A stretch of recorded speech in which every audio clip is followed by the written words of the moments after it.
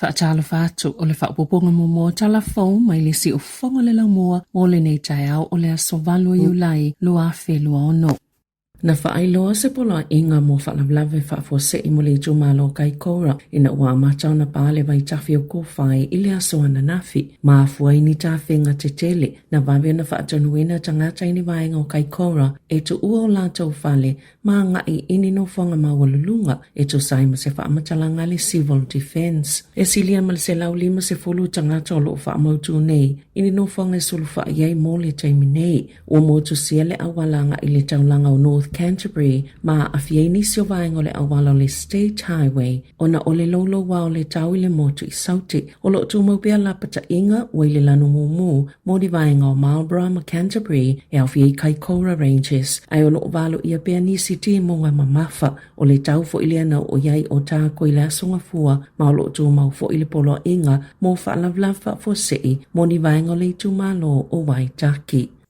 O whaalia le malo o Saina, o le whaataita inga o ana mea tau whana mamau i tutono le Vasa Pasifika i saute, o se whaatulanganga maa sani, ma o loo tau sisia lava tu la fono whaavao maa lo. Na sauno le so upo le vai whafo Saina, e elo lanto whaamoemoenga, o le ale so ona whaawinga ina pe whaate le fo i atunuu, o loo yeilo lanto so tanga, le winga o le nei mata upo. Ae na sauno wawa samana ia Winston Peters, le minister o le vai whafo New Zealand, o se ngaio ingai fete inai, ma le anganga ma le whaamoemoe autu o le Pasifika, na whaalia mao ning le so upo le vai whafo Saina. I se tala noanga matus Tala i Beijing, o le whaataita inga le ana whaia, o se whainga po o se whaatulanganga maasani, i le polkalame o onga le militeli i le tausanga, ma ele o whaatutu tonu pe whaapito mo se atunu, ai o lo o ngatasi lava matu maanga o le tula fono whaavao malo, ele i lewa o na mai asaini le malilianga fomo le puipuinga, i le wao Australia mawhiti, ai whana loa le mea tau whaatontonu mamao Saina i le Vasa Pasifika, mai se tasi o ana wa a maulu.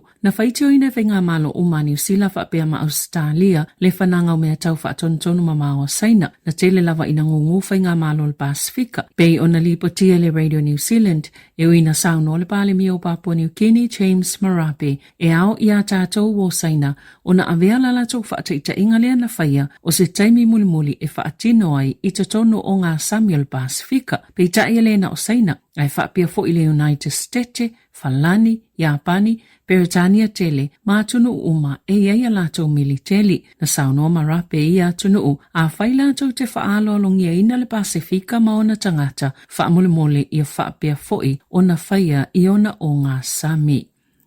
O whaaliani a tunga lunga le au whaito wha, i se whina ngalo whaalia le minista langolango le soifua maloloina, he whaapio le aia toi ilo le whaatulanganga o la fonga mō tapaa, pe o nei a sauno ai lunga o le News Talk ZB. O le taimi nei, o lo whaatukupla ia pea popo le ngai tapaa o lo whaatau whaasoltu la fono i totono New Zealand. Sasu iso eina ile Radio New Zealand le mata upo, mamawa ni sikaleti, o lo whaatau whaasoltu la fono ini fale o loai au kilani, i se tau ngofie, mai le tau maasani o sikaleti o lo whaatau ina i lalo to la fono, i le atonuu. Ele o iaini la pata inga mol soifua maloloina, mani whaamatalanga o le quit line, po whautuanga i tu uleu la tapaa, pe ona whaatu la fono ina i totono New Zealand, e se fale o loai au kilani i sasae, o lo whaatau ina atuni pe pasikaleti i le ta i se fulu tolu Tala, wala i titi fo nai lo le la fonga e tatau na tutongi. O le vai astalwa ina whaasilsila i le Action Crew pala malo mo tapaa whaatau whaasoltu la fono, la lātou tau mawhainga tu whaatasi e ta lepe le maketi o tapaa whaatau whaasoli tu la fono, na o lātou loka i nai tangata i to lima, ma tau whiali tu samalitasi te simali tolu miliona o sikaleti, ma e tu samali 2 miliona tā la pe silia tu foi, le te leo le la fonga po le tiu te sa te tau na tutongi, mo le whaauwhinga mai o ia tapaa i le atu noo, na sauno Professor Janet Hogue. O le Universite o Otago, o ia fo i o le so upu mo le whaala putupatonga, o le lafonga po le tiute mo le tapaa, o se vaenga au tūle ma whaiona wha o Sofia i tangata ulaula, ina ia wha amuta le tau mawha tapaa, wha apea fo i tupulanga talavou, na ia tā ua fo i, e tele atu nisi ngā yo inga ma whaiona wha atino i le malo, e te atu ai le maketi po wha ataunga wha asoltu la fono, o lo o whaia i tapaa, ai a mata, i le usita ia o aia inga mata iala, ale wha la putupatonga le soifua maloloina lalangi ina ia whaamutai fe whaatawa inga whaasoltu la fono o tapaa. E nā o le ono se fulu pasene o ainga ia na whaapea e anga wa ele whaamanianga mō tupe o le penisini i le vaiaso e whaapea na mawhai o na tauli maina lea whaamama avenga e o mai i le taimi nei. Taluai ona o le siitia o le tau o le penisini i le taimi o le tau i sa sae tutonu na whaasilisina i le malo i le masina o mati e se lau 5 afe le whainga o ainga o le amo waina le fisosoni vaiaso taitasi i se umi e o atu i le tau sanga a toa a le o le nā se ipa ule tau o le penisini iwa tasi lalo i fo le tolu Tala i le lita mo vaiaso soso o e wha. Mai leo whainga se lau 5 afe lea na fola e to samale se lau 5 afe a inga e maua le tai 5 Tala i le vaiaso ai se 5 afe a inga e la i titi fo se vainga tupe e maua ai wha awala atu i tupe mo a inga i tamaiti e maua la lalo tupe maua. Peitai na whaalia i wha maunga lo fisa o tupe maua. Peto samale iwa se 5 afe a inga na maua le whaamanianga i vaiaso taitasi a mata mai lea somo mua a perila ai se lau male ono afe se lau 20 a inga na o le whaatasi o na maua lea whaamama a venga o nisi o a inga na Yesu inga lea na le mawhai e o na anga waa i si vaiaso mulimuliane. Peitai o le taimi na whaasila ai le minista o tupe Nicola Willis lea whaamama a venga na ia sauno ai i whaamania i na a inga i vaiaso taitasi pe ona whaalia i li poti a le Radio New Zealand. Peitai na sauno se so upo le minista o le tele o ainga e manuia le tausanga atoa e inisi ainga e pupu upiliota e mawaile atupe pe awhai e Yesu inga i o lato ainga ma o lato si o manga.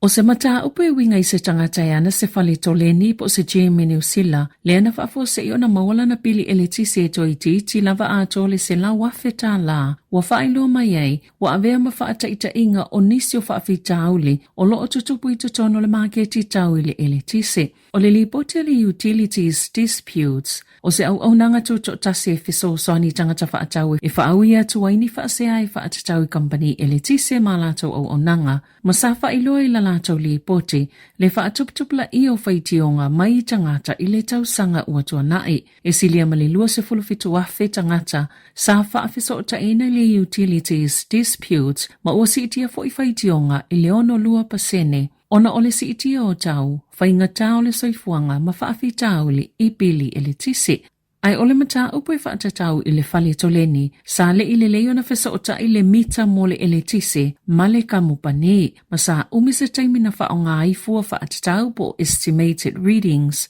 e fua i le pili au whai ole eletise na whaonga ina ua mawale au whainga sao ole eletise na whaonga na tu ina atua i se pili, e silia ma le fitu se fulu ono afe Tala, ai mulimuliane, si itia i le tusamale iwa se fulu tolu afe Tala.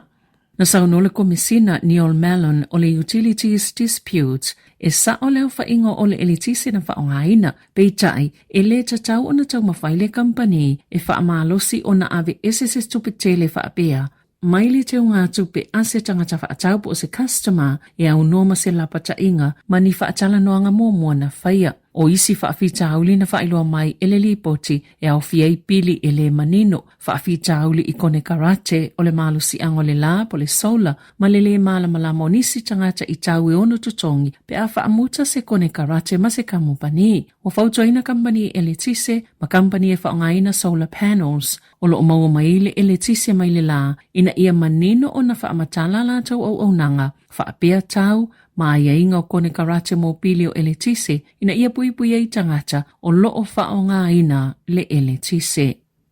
I taalonga, i le taalonga le soka le ipo lalangi na maana malo Argentina, e tolu i le lua i le taalonga ma aikupito i le asolulu, e ui e lua ai na sili ai aikupito ai toi se fulutasi minute o le taalonga. O sauni Argentina e taa aloma Switzerlandi po o Colombia i le quarterfinals i le aso to nai. Ua whailoa e leli o lo peleki o Wallace Titi e lunga le Radio New Zealand na mana olona tina ia te ia ina ia awane i toe ta alo la kapi o na olo ta alonga ma le Raids lea na la vea ilo na ulu o le tala alona tina ia te ia e umisi taimi e le mawhaiona toe matamata i sana ta alonga na tau fia si Titi le whale mai. I le maasina taluai, o lo se tūlanga i li i mafau fawina na la vea wha alua ailo na ulu. Na mua mo whito ailo na ulu male tau au se tamata aloa le Raids. Ai tu e whito ai mule muli masione a hio o la na lava awale Chiefs. Na tau fia le ta alonga o whaia i eitonga fitinga i lunga o le malae. Na wha ali e sititi. Na toi matamata i le taimi na lave ai. Mana manino lava o se taimi wha apopole ina ai le loto. Na wave na toi wha fu isialo na malosi. Ma toi ta alo le ta alonga le olo peleki mawhalani. Lea na whaia i kalai stete le vai unga o le vai aso taluai. Tala fawia malisi ufonga le lau mua. Mole nei vaenga o le tai ao.